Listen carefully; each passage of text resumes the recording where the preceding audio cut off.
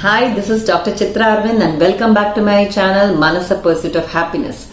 So today again in continuation with the last week on emotions, I'll be continuing to discuss a lot more aspects of emotions which will actually put you in the path on how to manage a lot of difficult emotions which you may be having like anger, anxiety in the other sessions as well. So in order for that to happen, you need to understand even other aspects of emotion. In psychology we call it as like a psycho-education about our feelings. So that part we'll see today.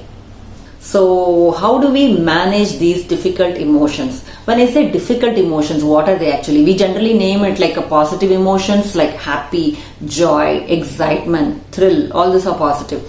And when I say negative, we talk like sadness, anger, jealousy, guilt, anxiety, so on. But then actually in psychology, it is not about positive or negative emotion. It is all about whether it is adaptive or maladaptive. You will be surprised to know the few emotions which you think it's very unpleasant like sadness, anger and all this fear. All these are also having very important functions and are actually very adaptive.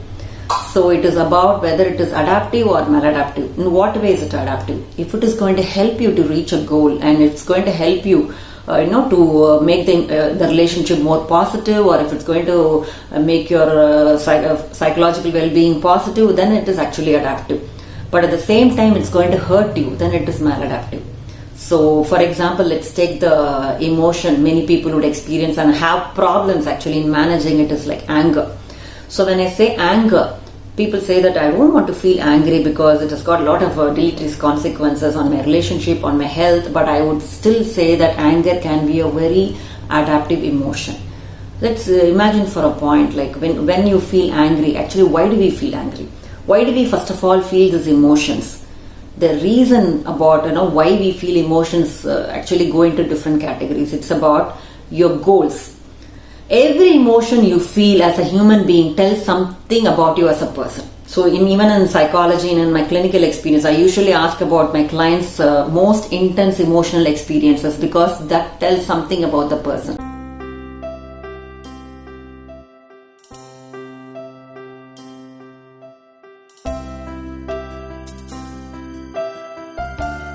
One example can help you to understand this concept. For example, let's talk about two people joining a very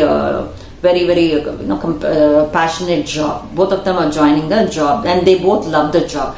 But one person is actually coming from a very low economic status, another person is actually coming from an affluent family.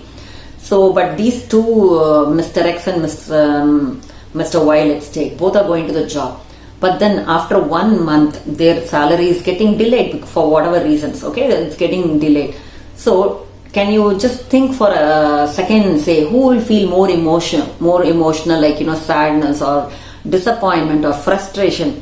Obviously it's the person who is coming from a low socioeconomic status compared to another person.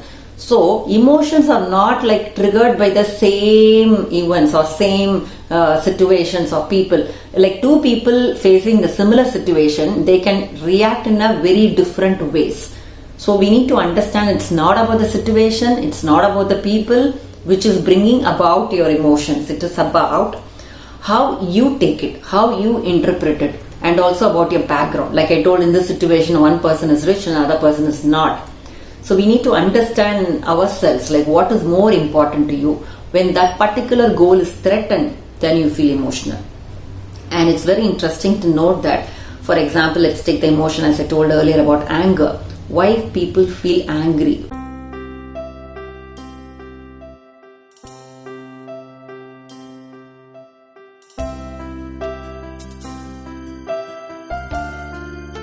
Whenever there is a threat to their self-esteem or to their ego, they get angry. And it's good to feel angry because it's going to safeguard your self-respect. For example, let's say someone is going to abuse you and you're actually keeping quiet. They're going to continue abusing you, but rather at the same time you're going to tell, please stop, you can't tell these abusive words to me and mind your business. They're going to stop. So this anger actually is productive and constructive and helped you to manage your self-respect as well. So I would say that anger is also a very adaptive emotion when it is coming for the right reason, when it is interpreted in the right way and also expressed in the right way. There are two things you need to understand: interpretation as well as expression. For example, let's say your interpretation is right, that you really got angry with this because he was abusing you. But if you choose to express it in a wrong way by slapping him or telling some abusive words back, it becomes a maladaptive emotion. So you need to be very clear about two things. It's about whether you're interpreting the situation in a right way and also whether you're expressing it in a right way. And let's take another emotion called sadness. Again, I would say sadness is also a very adaptive emotion, and you'll be surprised to know why. Let's imagine why we feel sad. Sadness is because we lose something which we really love. Okay, so you actually lost a pet or you lost loved ones. Definitely we feel so sad. But then when you don't feel sad, what happens is, when you don't want to, it's not about not feeling sad. When you choose not to express that sadness, what happens is the people around you won't know that you're so sad and won't come for any help or give any render any support to you. So sadness, when we are sad also, we choose to withdraw from people and we are alienating from people. So what happens at that particular time when we are grieving, we think about a lot about what happened between the particular people and you, and we do think about a lot of negative things as well. But then I would say this period is important because it will show you where you went wrong and it's the right time for you to correct yourself. So this sadness period is also very important. And also one more function it serves is to get social support. Let's say you're not showing your sadness and saying, no, I'm fine, I'm okay, and you're choosing to give a fake smile, nobody will come to help you. So sadness is very important, and it shows that that you need some social support. People can understand only when you emote in a right way that you need some support and come and give you the help, much needed help you need. So it is important, next time you feel sadness, choose to express it. And lastly, about fear. Many people don't like this fear. For example, in a pandemic situation, I don't want to feel fearful. I want to curb this fear. I would say fear is very, very important. Why? Because let's imagine you don't feel the fear at all. What happens is we put ourselves in the lot of threatening situation. So fear is a very important emotion for our survival. We need to have this fear, otherwise we are opening ourselves to the danger. But then the fear and sadness and everything has to be in the moderate. We should not go to the intensity and frequency of the emotion should not increase. We need to keep it moderate. So as I told you, people would have been imagining that fear, sadness and all this emotion, guilt, everything is wrong. I should not feel this, and I don't want to show this to other people, and I don't want to embarrass myself or show that I'm so weak. There are many people don't want to show that they feel like crying also. They feel this shows my weakness.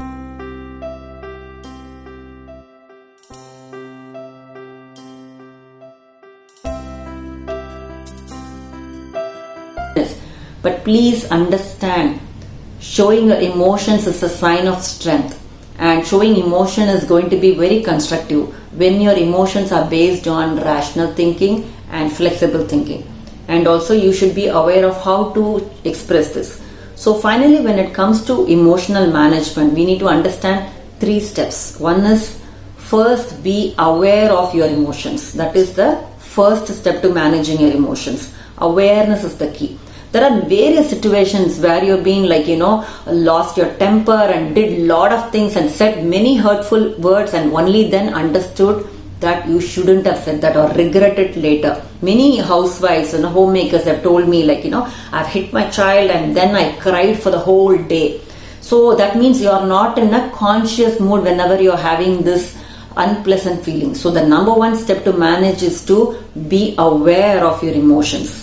Next step is to accept your emotions. Many people are in the denial mode. I don't have this feeling. I'm fine. I'm all right. I'm not feeling sad. I'm not feeling fear.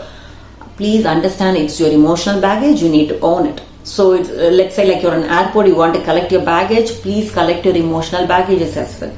Let's say even it is going to be an unpleasant one, but please own it. You got to accept it. It's high time you need to accept it. Next step is to decide how should I choose to express my emotion, whether it's going to be direct or indirect. In some situations, very tough situations between your boss and you, or between a difficult conversation, you can't always express your emotions directly. So there are a lot of other indirect ways through which you can let go of your emotions. So you need to decide, how do I let go of my emotions? How do I let it out? Last step is actually expressing it in a more appropriate way. So these are the major steps for emotional management. So today I've discussed a lot in detail about emotions and why should we even feel these emotions, and why should we what are the functionalities of these emotions, and what is that it serves us, and how it makes us more human, and why should we really express and communicate our feelings to our loved ones and also to people at work, everywhere. So, and also I have discussed about the positive and negative emotions and maladaptive and adaptive emotions to make you understand that emotions tells a lot about you, and awareness about your own feelings gives you a lot of personality development do happen also. And the more you are aware of your emotions and aware of emotions of people around you, we could say that you are more emotionally intelligent as well. So I hope this video would have helped you to understand this very complicated and very interesting concept called emotion. And in my forthcoming sessions, I'm going to discuss about each emotions and how do we manage it, especially emotions like anxiety, anger, and all other emotions which we feel very difficult to cope with. Probably all this would have started in our childhood, where we are not validated by our parents and the society, and we choose to repress it, and now we are having a tough time to cope up with it. So I'll be discussing about how do we manage such difficult emotions in my forthcoming sessions. So people, you can always look into my channel for the other forthcoming sessions on how do we manage these difficult emotions. It can really help you to become more emotionally intelligent as well. So thank you so much for watching this video till the end, and let's catch up in the other session. Take care. Bye.